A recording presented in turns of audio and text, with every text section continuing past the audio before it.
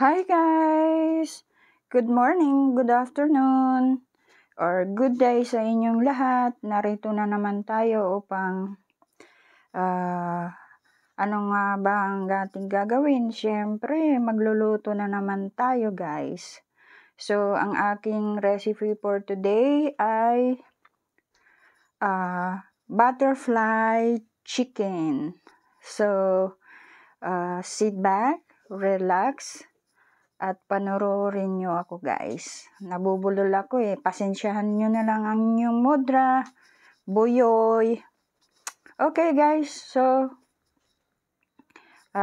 panoorin nyo na lang kung paano ko gagawin ang ating butterfly chicken. Sit back, relax, and watch me.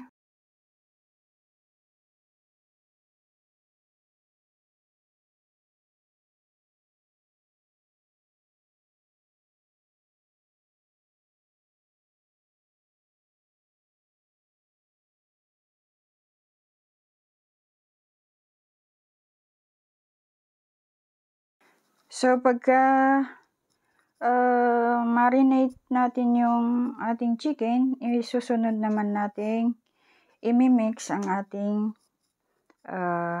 flour breadings. Ganito lang guys, paulit-ulit lang is the same procedure. Tulad ng ginawa natin kanina sa manok.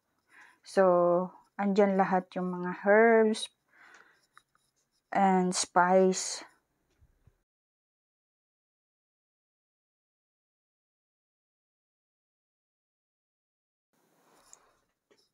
Alam nyo guys, medyo madalang akong mag-upload ng aking mga